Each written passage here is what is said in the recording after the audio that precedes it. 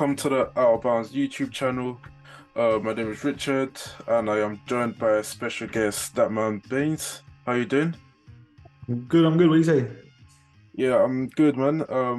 Obviously, it's been a funny week at Old Trafford recently. As you can see, I'm a Chelsea fan. The Champions League, not many clubs have been able to win that.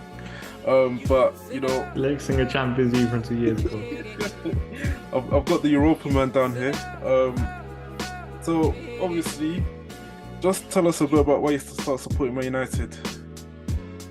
My cousin supported United, and that's pretty much it. You just followed him. Also, you couldn't pick another team. Nah. Good, because you just follow the people closest to you, kind of thing, when you're young, and that's what I done. So you sure don't want to come over to the Champions League side over here? Champions League side, but now, innit?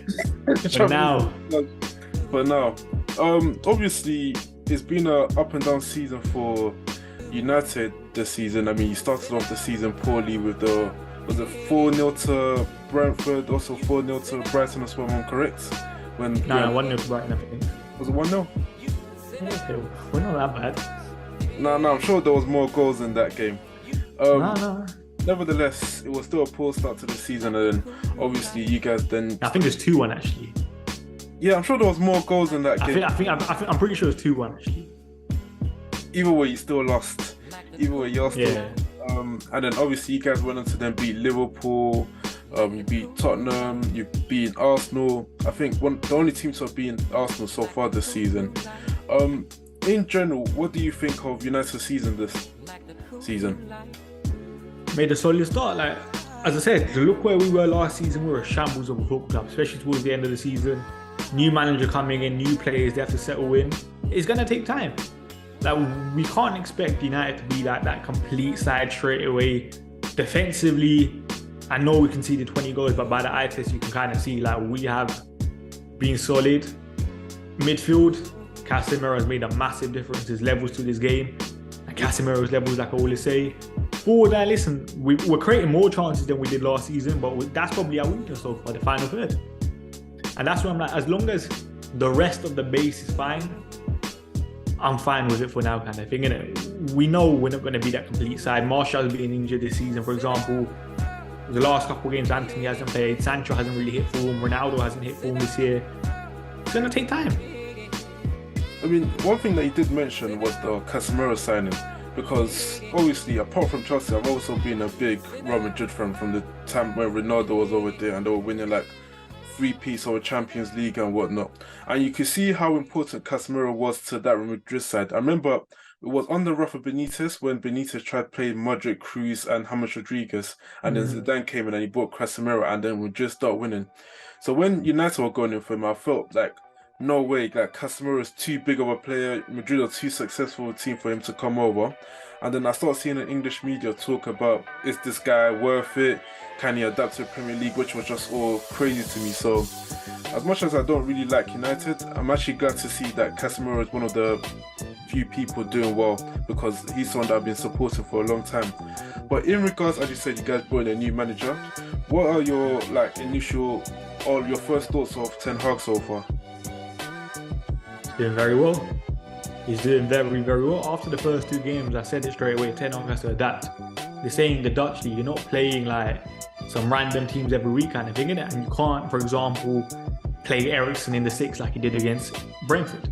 And he found out, even the couple games after that, the first 2 games we tried playing out from the back with David De Gea. Ten Hag realised straight away, yo, I can't do this. David De Gea is not good enough on the ball at his feet. And that's where I praise Ten Hag massively, because he looked at the squad and he adapted. A lot of these possession-based managers don't do that, which is why, from what we've seen so far, I have to give him full credit. Like even Scott McTominay, there was a point this season where Scott McTominay was keeping Casemiro out of the team. Scott McTominay could play football. I never thought I'd be able to say that, because I couldn't stand this guy last season.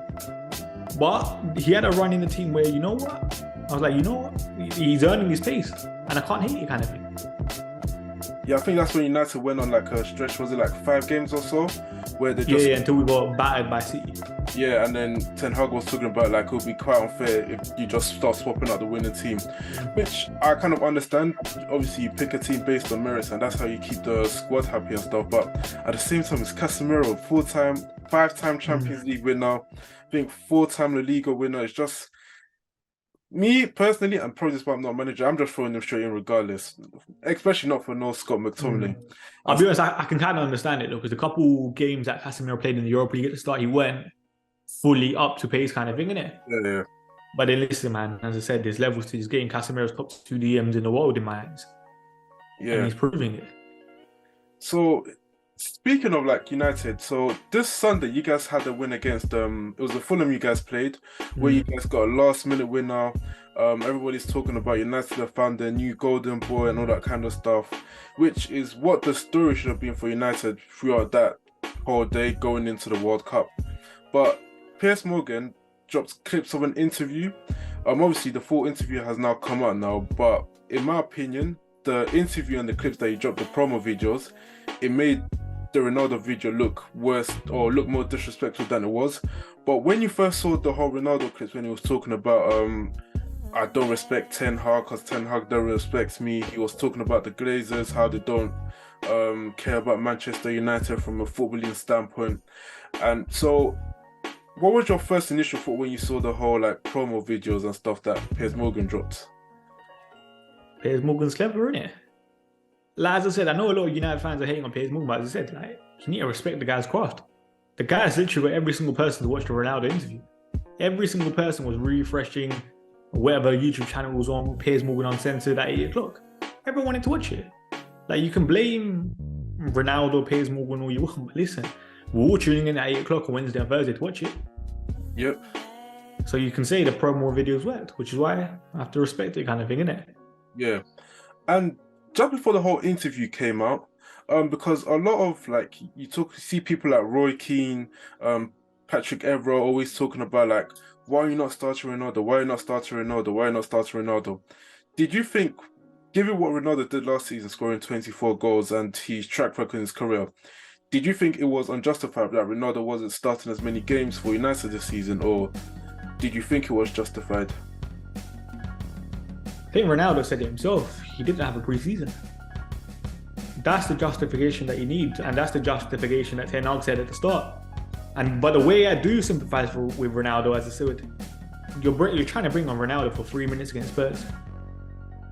Like, no matter what, of course he's going to say.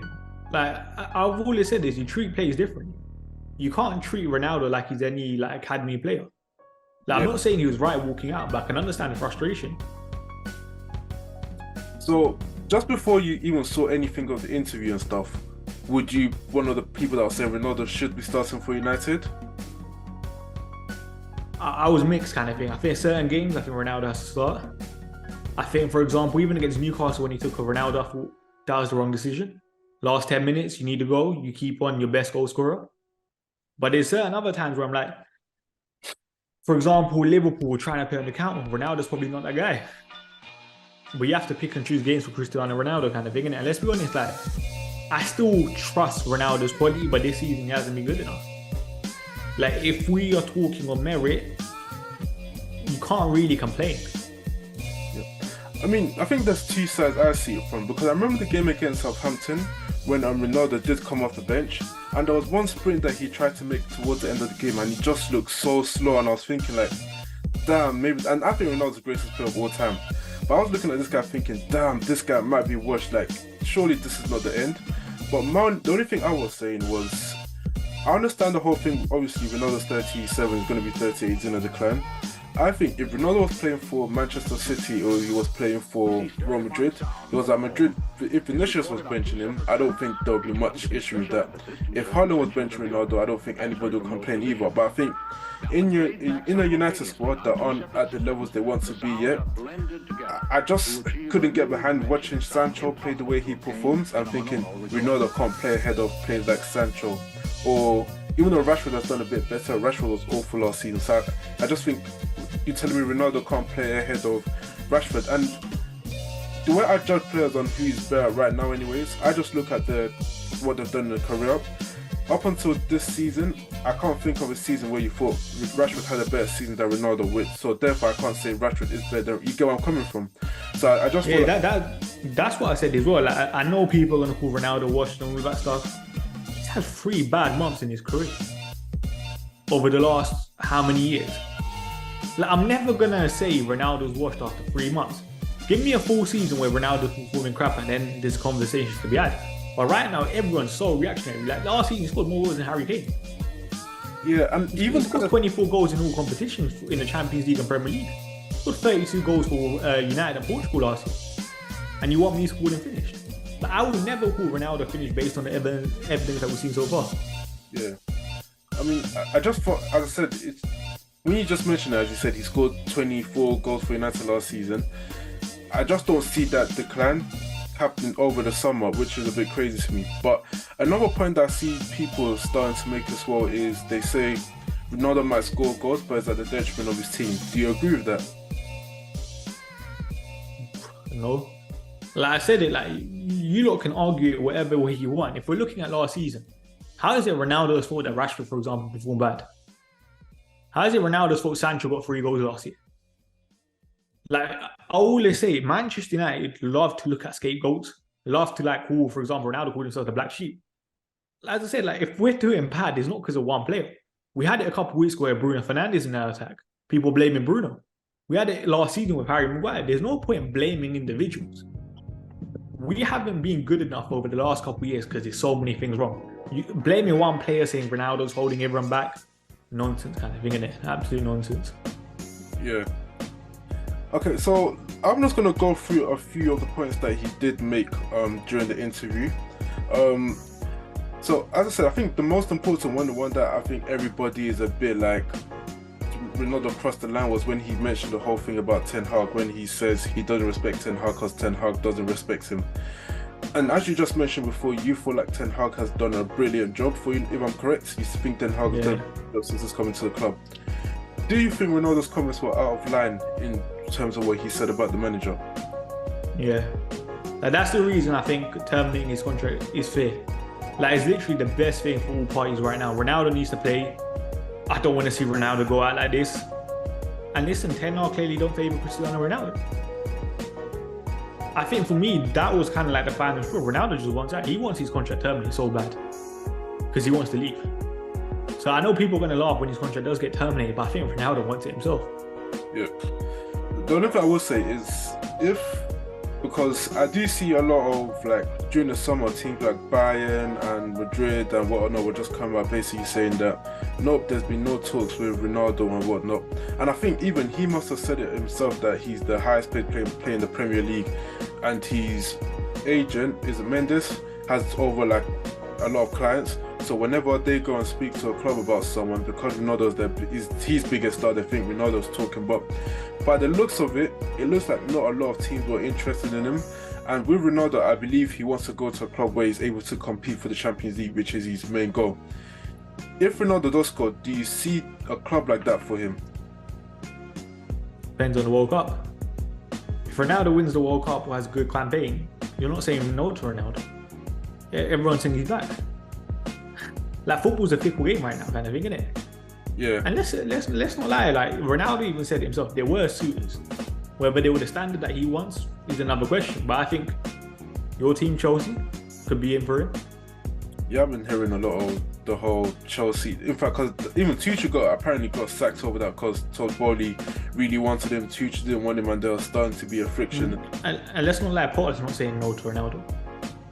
No, even if he wants to say no, he can't, because I believe, like, when we signed Potter, it was only for the way, because I knew how Tuchel got sacked. It was like so we can get a yes man in, so the owner say like jump is kind of like how high kind of thing. Because as I said, Potter did a brilliant job at Brighton, but it's one thing doing something for Brighton, it's another thing doing something for Chelsea. And at the moment, he doesn't look like someone that can coach a club at the status of Chelsea, anyways. But so, and the whole, if Ronaldo also comes to Chelsea, fine. My only thing with the whole Ronaldo to Chelsea thing is, with Chelsea, we don't know how to create at all. Like, our midfielders aren't pure creators like a KDB or Fabregas, those type of players. So I think attackers will normally struggle, which is why I want like Ivan Toney instead. Somebody that I know that he can put himself in a position that we can create heavy from. Like his link-up play is phenomenal. He's a great dribbler and all that sorts of stuff. But even that aside, but even with the stuff that, as you mentioned, you do think Ronaldo was wrong to come and say about Ten Hag. Because the thing is, Ronaldo is, as I think, is the greatest player of all time. But a lot of people will say maybe Messi. But whatever way you want to put, Ronaldo's one, Messi's two. Messi's one, Ronaldo's two. If Rashford came out to say something similar about how he doesn't respect the manager, or even if he doesn't come out to say, do you think Ronaldo is justified, knowing what he's accomplished in his career, to feel like entitled to be starting week in, week out? Yeah. Like, listen, you want everything in football. You've done literally everything in this game other than win the World Cup. Of course, if you're Ronaldo, you're going to feel a certain way. But at the same time, those comments are still out of order. You can't say publicly, I don't respect the manager. Like, you just can't. Like, how can you go back into the changing room? How can you see the manager face to face? How can a manager then even pick you? Because if Ten Hag picks Ronaldo again, it just looks bad on Ten Hag. No, I 100% agree with you, because when the whole snippet came out, I think that was the only part that I really disagreed with, because now he's bringing more pressure on Ten Hag. Because even when he goes and does his post-game interviews and stuff, Ronaldo is the biggest name in football. So United could win their next game 4-0, and people are going to be like, and what do you think of the Ronaldo comments? And if nobody's perfect at the end of the day, but I do think he's now brought more unnecessary pressure and rubbish to Ten Hag's doorsteps. But another thing that I do hear people say, so Ronaldo did come out and criticise the Glazers as well, and spoke about how the Glazers don't care about United from a sporting standpoint, which can be true, just because people like, obviously I know United do spend a lot of money, but I do think, apart from putting money down, the expectations you set at a club are also important. So you can splash all the cash, but if you don't have the right people in place, the project is still going to flop regardless. So I don't think anybody disagrees with anything Ronaldo said about the Glazers. I think what people are saying is, when Ronaldo was playing week in, week out last year, he didn't have anything to say about the Glazers. Now he's not playing the way he thinks he should be playing. He now has a lot to say about the Glazers. Do you think that is true, or do you think at some point Ronaldo was going to come out and say this stuff anyways? I don't know, because I feel that this has always been in Ronaldo's mind. Even in January when he did the interview with Sky, he said something about, I know what this club needs to get back to the top. Like, and he said he didn't want to say it. So that's why I've always thought, I think Ronaldo's had this in his mind. And let's be honest, like, you've been at the biggest clubs in the world. You're going to know what you need to win. And he clearly sees United, and he says, yo, like, we don't have the infrastructure, for example, to compete with the best. And I can understand him. Like, people can say self-centered all you want, you're only doing when you're not starting, but listen, he still said it. Yeah. And the message, like, you might hate the messenger right now, but the message is still clear. A lot of people have been like, who else has name dropped the Glazers before while being employed? No one. Exactly. So say what you want. You're still brave. He's gonna get sacked from his contract. That's £16.5 million that he's lost. Like, say what you want. He still said the right thing about the Glazers. And do you think these comments he did say about the Glazers will push the Glazers to improve their infrastructure at United, or do you think they will try and like brush it under the carpet and continue the way they're currently doing? I think they'll just continue. Just because, let's be honest, fans are more, how do I say it? Fans want Ronaldo out more, kind of thing, innit? All the attention on Cristiano Ronaldo right now in terms of what's going to happen in terms of his contract. Does it get terminated? Does it not? Like, most United fans are probably not even talking about the Ronaldo Glazer comments at this point. They're still talking about if Ronaldo's going to get terminated, his contract. Which is why, like, he said it, but it's always up to the fans to kind of maintain that message. And I don't think that message is going to be maintained. No, I 100% agree with you. Just on the last point as well with the whole interview, because I do think one thing that did come out of nowhere was when he started criticising Rooney and Gary Neville. He was talking about maybe Rooney's jealous that he finished his career at 30. He's still at the top at 37. He basically said Gary Neville's using his name for clout. And so those are both like United legends in their own rights. Even you could probably argue Ronaldo, Rooney is a greater United legend than Ronaldo just because of his length at the club. Did you agree with any of those comments, and do you feel like those comments will affect his legacy within United fans? Do I agree with any of the comments? Listen, man, he's entitled to think what he wants, kind of thing, isn't it, Ronaldo? He probably thought because I've been in the dressing room so long with these players, they might have given me a bit more leeway, kind of thing. I think with Rooney, the way I looked at it, I felt like he felt betrayed, kind of thing, innit? Because he said Rooney was in my house 6 months ago, and now you're not slating me, but like criticizing me in public, kind of thing, innit? Yeah. If Rooney had maybe said something privately, and then I don't know if Ronaldo reacts the same way, kind of thing, innit? But it is a hypothetical situation. No matter what, I still think coming for someone's looks, even though he might be right, it's still kind of below the belt. Oh, yeah, kind of thing, innit? Mm. What was the other question?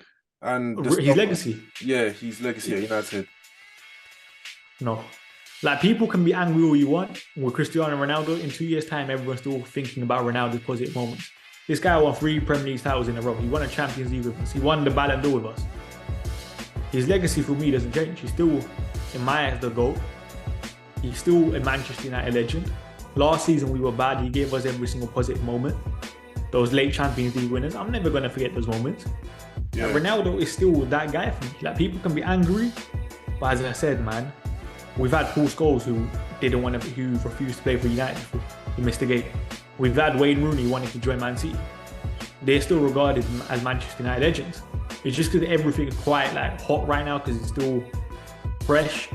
In a year or two time, everyone's going to forget and we'll just remember Ronaldo for the good moments.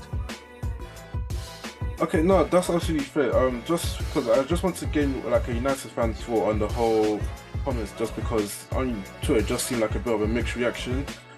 Just going forward with. But just quickly, Twitter does not represent United fans. I always say it. Oh, no, Twitter will just go overboard with everything, kind of thing, in the extreme. Yeah. Now I think one thing I have learned is because I think football Twitter is a thing, whereas you've got a lot of pages with like fanboys and football people at the Abbey and stuff. And don't get it wrong, I do think they make football experience like funnier sometimes, like especially when one of the big team loses, you see all the jokes and sometimes. But I think sometimes you just have to remember that these aren't real thoughts, because sometimes I see some of the stuff that people say about Chelsea and I'm thinking like, should I buy it or like just say something or what? No, but sometimes it is funny to see. So 100% I do agree with you, but it's just in a social media era, the same way I see it, the same way the players are going to see it, the same way the clubs are going to see it. No one is really going to door to door to start asking what do you think about United. They're just going to collectively pick out what they see trending on social media. But as I said, just going forward with or without Ronaldo, what is your expectations for United for the rest of the season? Is it top 4? Is it top 6? Like, what do you think they should aim to accomplish now?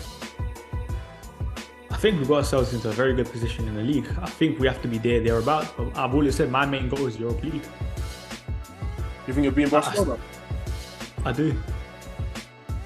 And even like for me, we have to be winning that competition. It's been 5 years since we last won a trophy. Yeah. I mean, that's a Barcelona team that's too good for Europa League. Like, you've got Lewandowski, Ousmane Dembele. I don't rate Barca like that kind of thing, innit? I think they have very, very good individuals, but as a team, I still think they have plenty of weaknesses, especially defensively. I still trust Rashford and Martial on the day, and Anthony, and Bruno to cause some problems. And I know in that game we will have chances. Then it's just about us defensively. Can we keep Lewandowski out, for example, with Dembele? And I think Martinez is out for the first leg, which is going to be a loss with a yellow card. That's going to be frustrating, but hopefully Rafa runs back by then. And just in terms of the league, where do you think they would go on to finish? Do you think top 4's... I won't say on the cards because of course on the cards of this season, but would you be disappointed if you don't finish top 4 this season? Nah. Just because I still feel like it's a very, very tough season in terms of, let's be honest, City and Arsenal getting it. Yeah. Then there's 2 places to fight. Newcastle ain't stopping right now. Like, they've been sensational this season. You could argue they might add 1 or 2 players in January.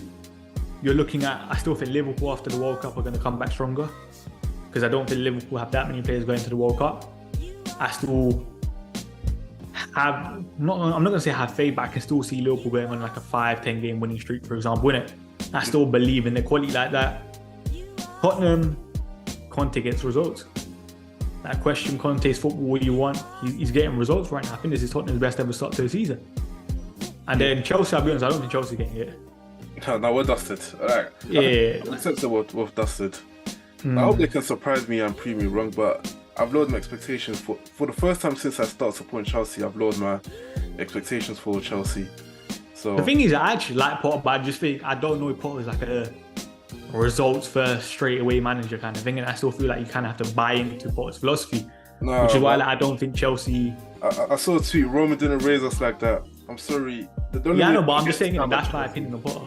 Yeah, the only way you're gonna get time at Chelsea is with results anyway. So if he doesn't start turning around, well, then again, you see, I don't really like American owners because Arsenal, United, Liverpool have always shown me what it's like to have American owners, and I'm not really impressed. So, you know, it's long for us anyways. But no, as you said, there are really a lot of good teams. I do think Tottenham will start to bustle it because Conte doesn't do more than 2 seasons at a club anyways. So, and this is his second season. Liverpool, they should come back because, I don't know, there's just something about Liverpool. Every time you think they're down, like even a couple of seasons ago when Alisson scored a header, he doesn't score that header during Europa League. So I always say certain teams just have credit in the bank kind of thing, innit? And Liverpool's one of them. Like he's one of them. So I think the 4th spot might be between United and Newcastle, to be fair. So, but yeah, I mean, thank you for giving me your thoughts on the whole United thing. Just before I do go, as you know, the World Cup is coming up. Who are your winners to win the World Cup? I want Portugal to win it. You've got Portugal to win it. I don't think they will, but listen, Ronaldo's my goal. After all the stuff that's happened, I hope he wins kind of thing, innit? Especially like against, like, I'll be honest, forget anything else. I just want Portugal to knock out England. Just feel like Ronaldo knocking out England, the English media, after all the stuff that's happened. It will just be poetic kind of thing. I checked gone through the brackets and stuff, and I do think Portugal do have if they finish first in the group, they do have a real shot of getting to the finals and stuff. So the thing is, I just don't trust Portugal's coach. I don't think he's good enough kind of thing, innit? Yeah, he's running. Well, I think I watched some of Portugal's game yesterday, and they did actually look good, you know. But I don't want to get too carried away because I've always said I think Portugal has a good team, but it's just the way Fernando Santos sets out in terms of sometimes, as soon as Portugal play for draw, that's when I'm like, yeah, Portugal have lost straight away. You kind of just have to let the players express themselves. João Felix looked very, very good yesterday. That's someone kind of criticized sometimes, but fair play to him. No, 100%. I mean, my pick is Brazil anyways. I think the way Neymar has started this season, I think he's definitely top 3 in the Ballon d'Or race before just to pick now. And I do think he started the season the way he did because he has a mission for the World Cup. And I do think he will carry that form through and just... I mean, Brazil don't have a lot of good talent, but I just think he's the reason, like, he's just not going to let this slip. But as long as Messi doesn't win it, then... I mean... Fully. Yeah, as long as Messi doesn't win it, then I'm fine with that. But, I mean, once again, thank you for jumping onto my platform. Is there anything you want to promote, shout out, before you go? No, thanks for having me. Make sure you guys like the video, follow, all that good stuff. Yeah, subscribe, share, all that stuff. But yeah, man, once again, thank you for jumping onto the channel, and we'll hope to have you again soon. There you go.